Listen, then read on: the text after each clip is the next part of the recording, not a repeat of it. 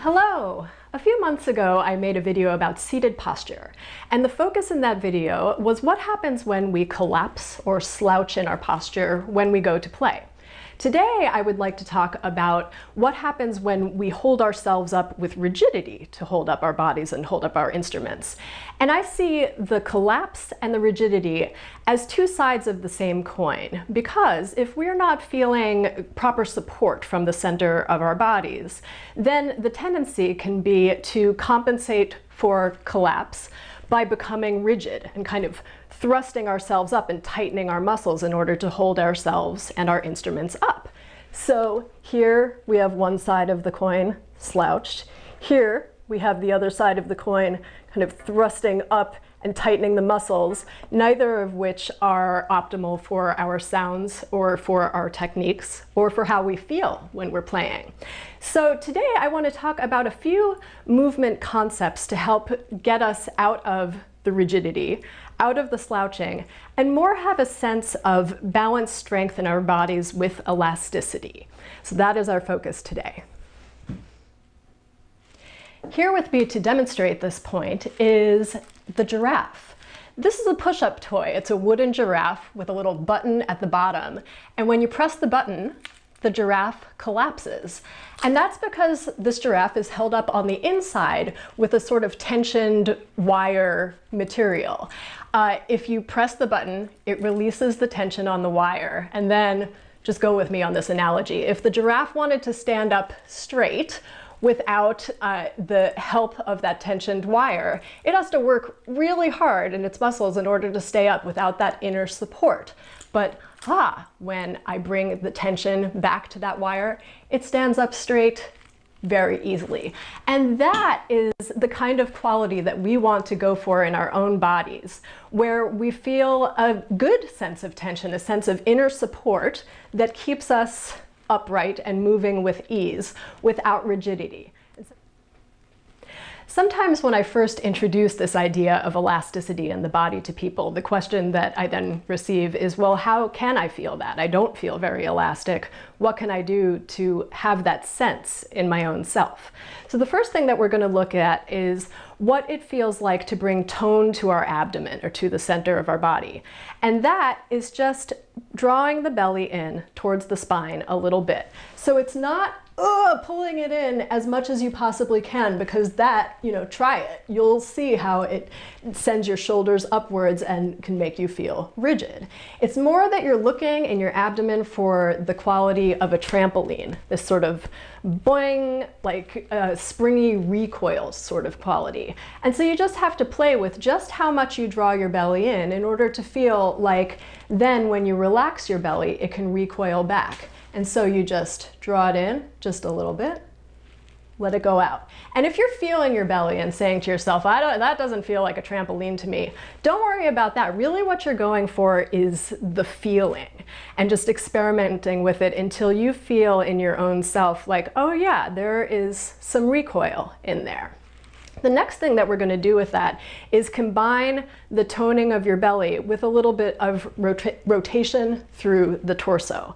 And so depending on how flexible you are, you might be able to rotate a lot. But for our purposes here, I don't want you to think so much about going to the very end of where you could possibly stretch.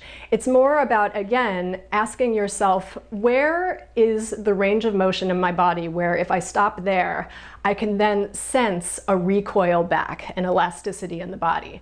So you could do this sitting or standing. If you just rotate from the waist, pull your belly in just a little bit and rotate, and see, where does it feel like, if that's your stopping point, like you would just kind of yo-yo back?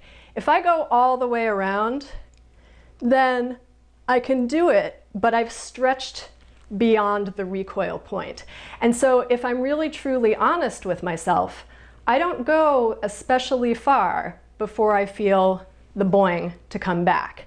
And that, again, just takes a bit of experimentation and visualization of that springy quality.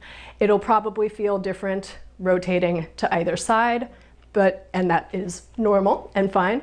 But in either case, what you're doing is just a small motion to see where is my point of recoiling back to the center position in a springy, elastic way.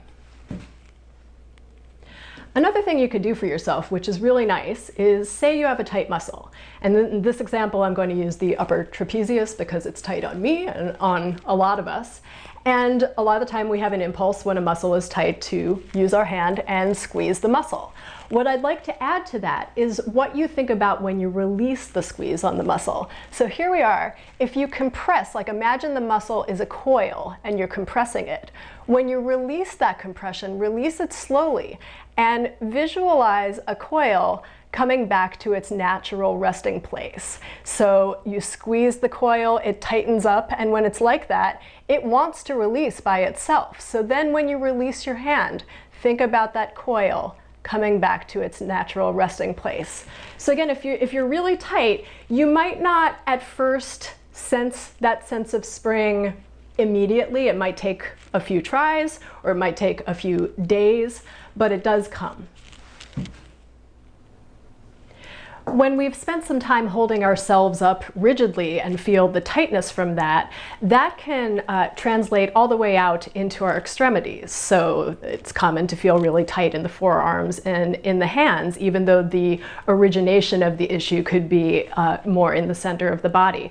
So this little exercise with a ball is something that I like to do to get a feeling of spring back into my forearms and into my hands for playing. So here I have a kind of lightweight, squishy myofascial release ball. You can really use any ball of this size, kind of a lighter weight one like a tennis ball or one of those squishy stress balls. And all you're going to do is just some really small throws of the ball. You could do it in the same hand, you could do it from hand to hand, but the thing to focus on as you're throwing and catching the ball is what is the quality of the hand right before you go to catch it, when you catch it, and after. So if you notice that when you are throwing the ball and waiting to receive it in the hand, if there's a sort of of the hand, like it tightens, then that's not so good. You might catch it, but what we're going for is just the feeling of it just lands, like now the hand becomes the trampoline. And so in each hand I'm going for this feeling of can it feel bouncy, and the fingers just bouncy. And what I find is it's really interesting after doing just a few of these, it changes the feeling in the forearms. They feel lighter, more springy, and it provides this really nice sort of quick pa-chow quality in the fingers of the left hand. So I invite you to try these little movement experiments out and mull them over, and see you next time.